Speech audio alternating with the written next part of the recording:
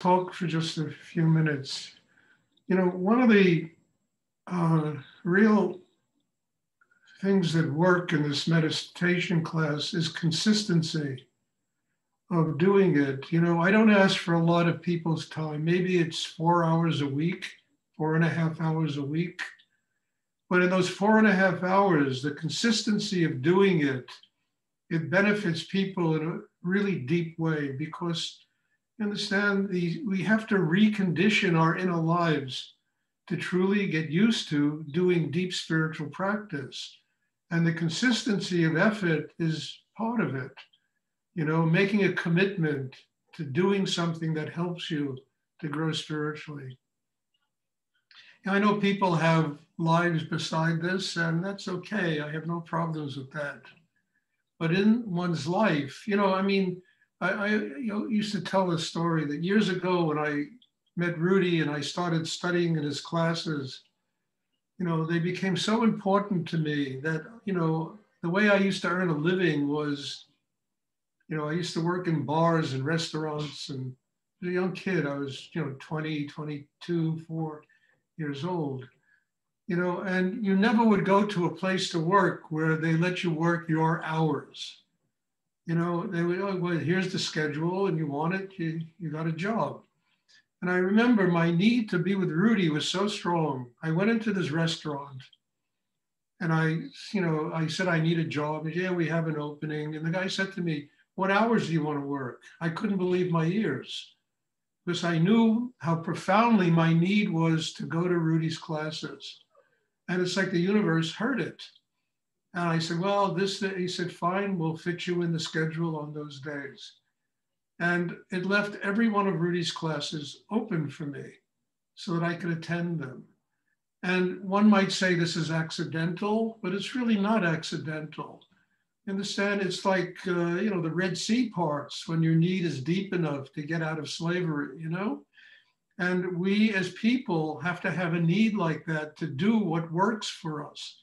We can't take it for granted, as many people took Rudy for granted. And one day he was not there anymore. And a lot of people were just really left out to lunch. I mean, this person who was supposed to live to 84 years old, who literally worked out his karma, the totality of his karma in the last year of his life, he finished it and he was gone. And he used to tell me all the time, Stuart, I say this a lot, but it's true. Don't love me. Don't build shrines to me. Learn what I have to teach because one day I won't be here anymore. And it took a lot to penetrate me because I really loved him in such a profound way because he basically saved my life. But finally I heard him. And I said, I'm not here to love him. I'm here to learn what he has to teach. He said, you want to free me? You want me not to have to come back to the earth again? Learn what I have to teach, and allow that to pass on to the next generation. Well, you only learn it through commitment. You understand? You learn it through, surrender, through making room inside yourself to do what works for you, what really helps you have a spiritual life. You don't learn it by taking it for granted, by assuming, you understand, by something inside you that's, oh, well, this class on these, I can always come next Thursday and I got a date of this or that or something else. It doesn't work. Understand? If you have a date, they can show up, you can show up an hour later for the date, a half hour later. But whatever it is, the consistency of effort is really 90% of the battle because we're so used to procrastinating. We're so used to putting things off. We're so used to accepting less than we're really worth, as human beings. We're so used to doing this all the time that when it comes to making commitments, they're very difficult to make. And yet they're essential. If you want a relationship with somebody, you have to make a commitment of a very deep nature. If you want to build a business, you want to work at a job, you have to make a commitment. And I remember when I was younger, I used to get jobs working bartender, waiter, whatever. And, I've never lasted 3 months at a job because I never had a commitment to doing it. And Rudy always told me, you got to learn to finish cycles. You got to learn to make a commitment. So I remember when I got this job, which opened up the ability for me to study with Rudy every class, I made a commitment. If I had to spend the rest of my life waiting tables, I will do this job to the best of my ability. The best waiter that you could possibly have in this freaking restaurant, I will be that waiter. It didn't matter how hard I had to work. And I remember the day I quit the job, I'm standing there with the boss of the owner of the restaurant. He said, Stuart, if you ever need a job, you're always welcome to come back here and work. And I knew I was finished with waiting tables for the rest of my life. I didn't know I would be running and, along with Bob Sink and other people, a restaurant in Denton, Texas. But I knew I was finished waiting tables because I made the ultimate effort. I said, okay, if I have to be here the rest of my life, I'll do this, And it was the same way when Rudy, Rudy told me, I want you to go back to school. Once you graduate from school, great things are going to start happening in your life. So I went back to school and I finally graduated. And I went in and I said, Rudy, I graduated today. So he said, and he looked at me and he said, go get a master's degree. I'll never forget that. I said, what? In what? I asked him. In what should I study? He said, I don't give a damn. Go get a master's degree, And and not only that, he said, I want you to go get a master's degree. And I'm taking away your teaching at the ashram. You're no longer going to be a teacher. Because every time he left New York, I used to do the teaching. And it was really a shock to me. And so I went back to the meditation hall. I sat down and I did a very deep exercise in myself. I had to get past all of that because, the last thing in the world I wanted to do was go back to school. And teaching was a very important thing in my life. It was, to me, a major step. And Nityananda came out of my heart. I'll never forget that. It was extraordinary. He was sitting on the altar in front of me, his astral being, soul force. And he said, so what has Rudy done to you? He said to me this. He said, look, if you go to school, if you get a master's degree, he said, he will not only be responsible in the next 2 years to give you everything he has to teach because you're listening to him, because you've made a commitment to be with him. And so how are you going to, and he said, and what has he done by taking your teachings away? He said, he's cut you down to your roots and you can finally grow as a healthy plant. I mean, it was extraordinary how one of the most difficult things I ever went through in my life just literally turned around and became a miracle. And I remember going back to Rudy's gallery there and he's standing there and I walked up to him and I gave him a big hug. And I said, Rudy, thank you. And he looked at me and he said, I didn't think you'd get it this quickly. It cracked me up. And a couple of months later, I said to him, do I really have to go to school? And he said, no, you've done your time there. And it was finished with. And what I'm saying is a commitment is a commitment, a deep commitment. And you got to find every single way to make it work for you. It's the same thing in a relationship with somebody. The person is going to do things you're not going to like. You got to find ways to make it work for you. You got to find ways so that it can help you to grow and help you to build your inner life. It's easy to complain about things because there's so much bullshit in the world, It's very difficult to find an answer that helps you get closer to God. And that's what our work is about. It's going deep enough inside oneself to do it. I mean, if you wanted, you could tear me apart. What the hell? I mean, I'm not a perfect being. I mean, Rudy always talked about he wasn't running for Miss America. You weren't there to judge him. You were there to take the Shakti, the energy. If you want to judge him, he said, look, I'm fat, I'm this, I eat pork, I eat meat. There's great stories. The first time he ever invited me up to his house, I'm sitting there and meditating with him. And he asked, and I had these images in my brain about the purity of being a guru, and he said to one of his students, bring me a scotch and water. And I'm sitting there meditating with him. He's sipping the scotch and water.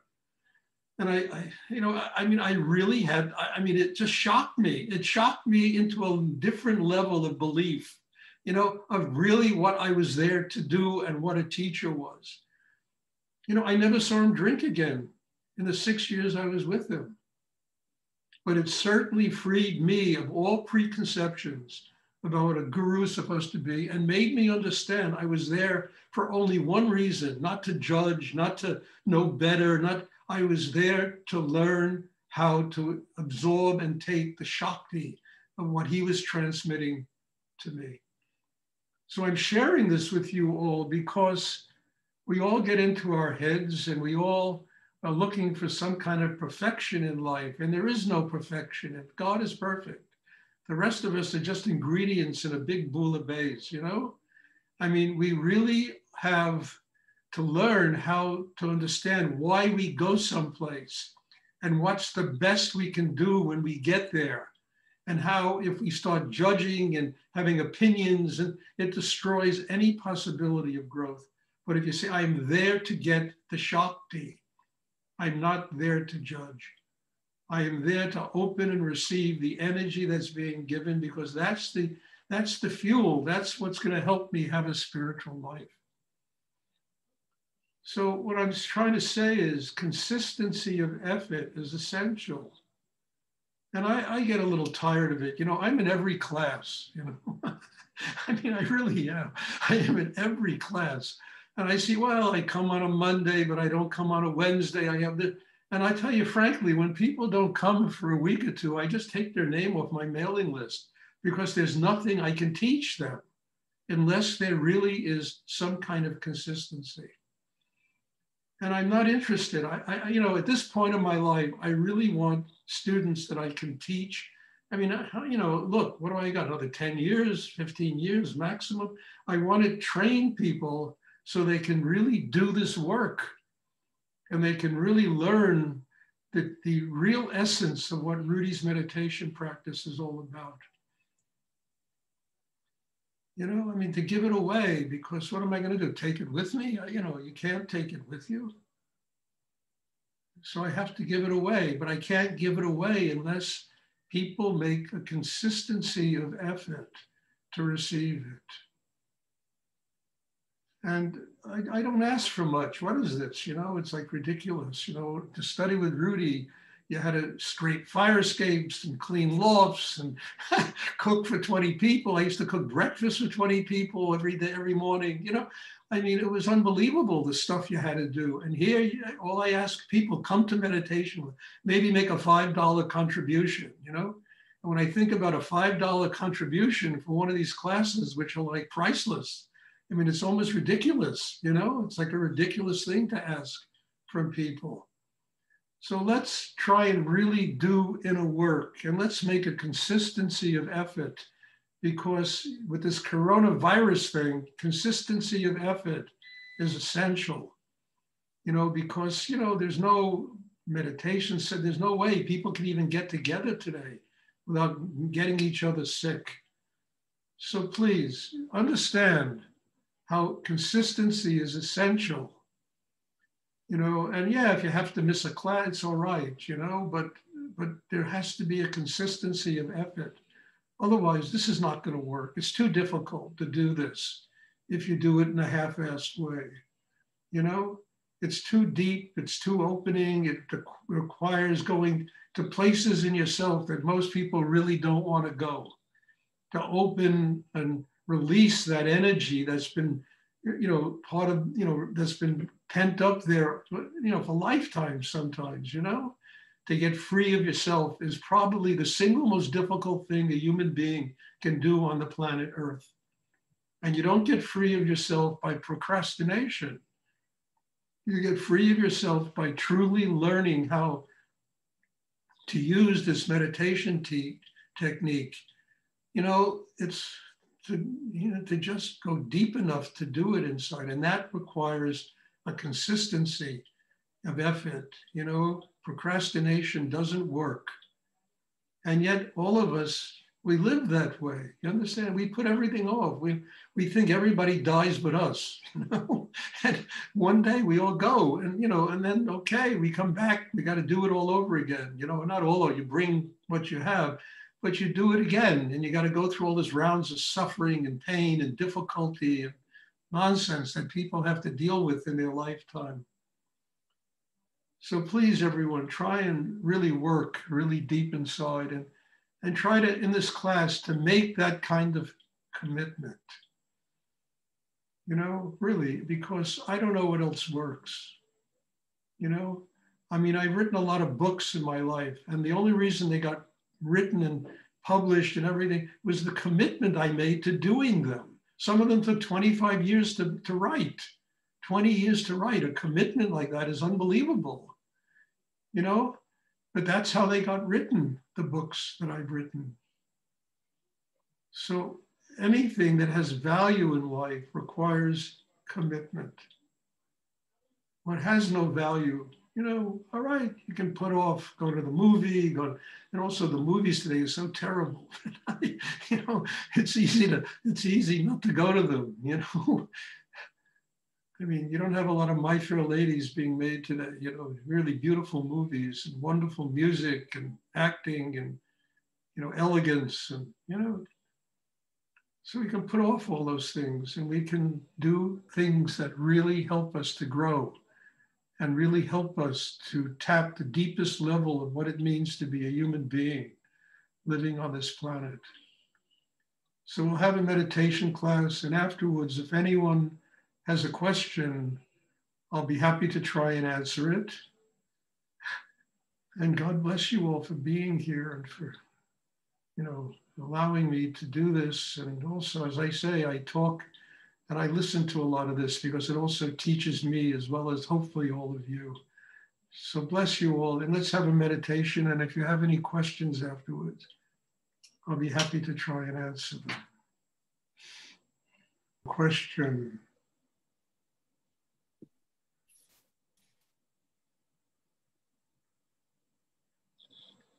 I'd like you all to do me a big favor before the next class. Can you please make sure that wherever you are, whatever room you're in, it's lit enough so that I can at least see your face? Because some people, the lighting is no good and they're very dark and I can't even see them. So don't do it now, but for the next class, you know, when you set up to do this, be sure that, you know, that I can see your face, because that's really how I work with people, is through the eyes and the face. Does anyone have a question they would like to ask? Also, another thing, if you're sitting and there's a window behind you that light is coming through, it always makes the face so dark you can't see it. So be sure when you set up that, you know, it's almost like a photo shoot. People have to look right. Can't be too dark. Does anyone have a question they would like to ask?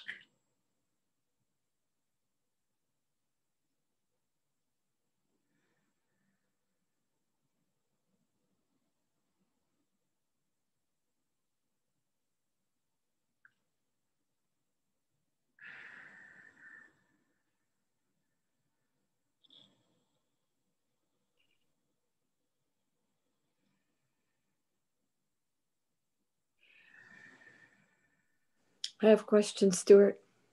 Yes.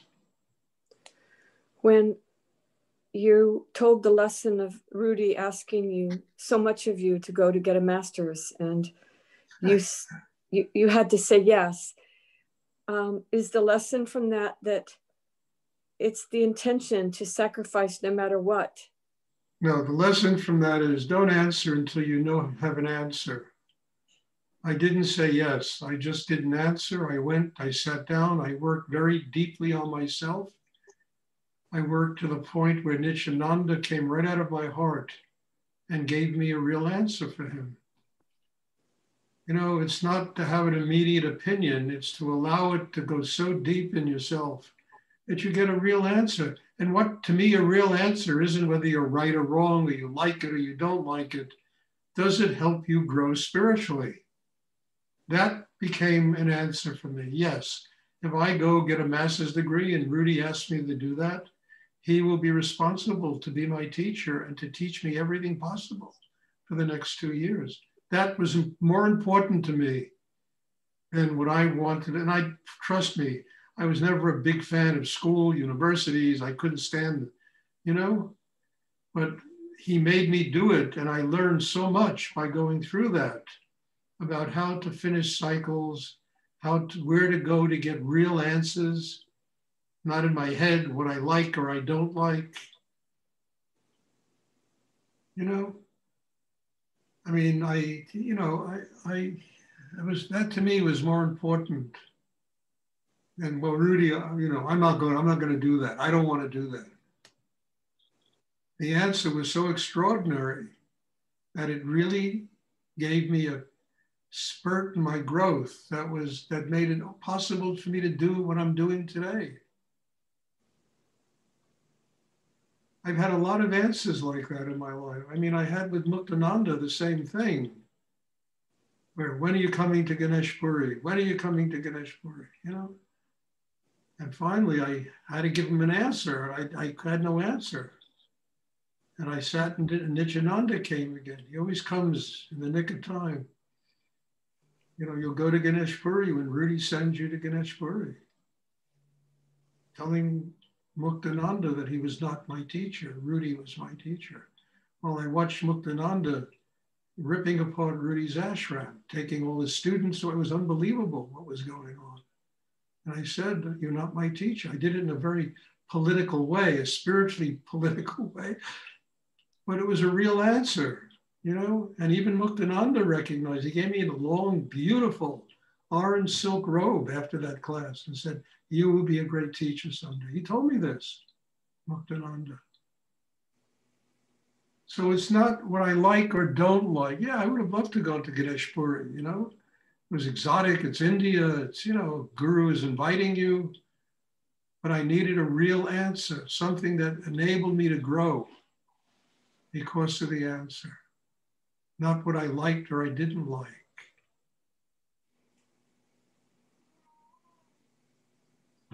To me, that's always a real answer.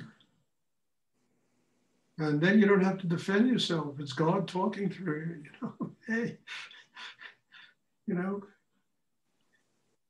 Thank you for clarifying. That's very helpful. Does anyone else have a question they would like to ask?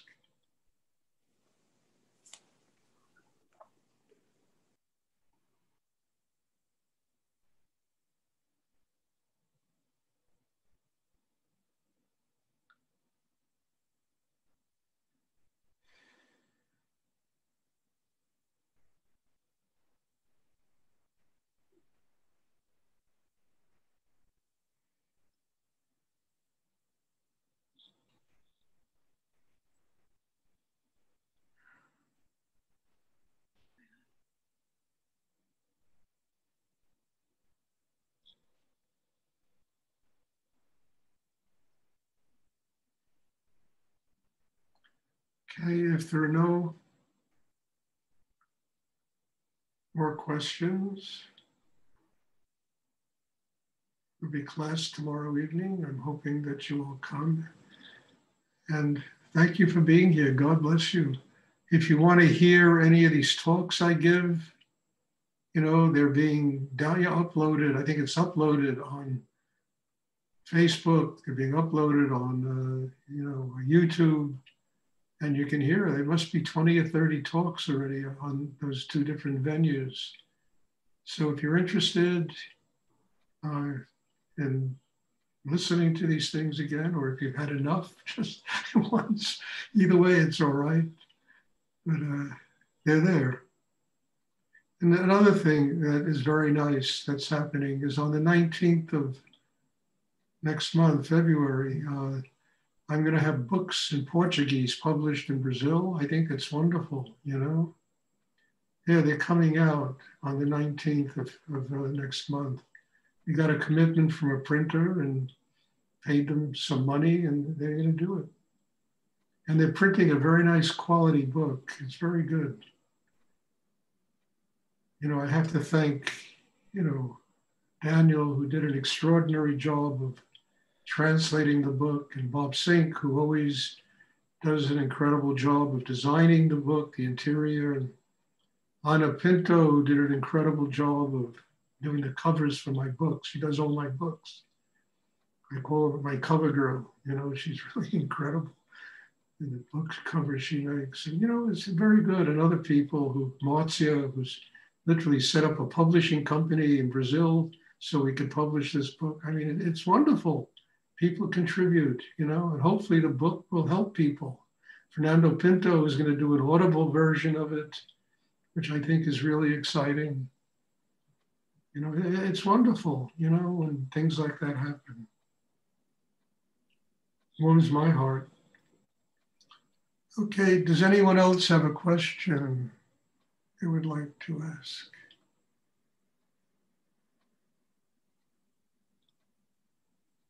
Okay, I hope I see you all tomorrow. Thank you. God bless you all. And take all this home, you know, take it with you. And we'll see you all tomorrow. Bless you. Thank you, Stuart. Thank you very much, Stuart. Thank you. Thank you, Stuart. You're welcome.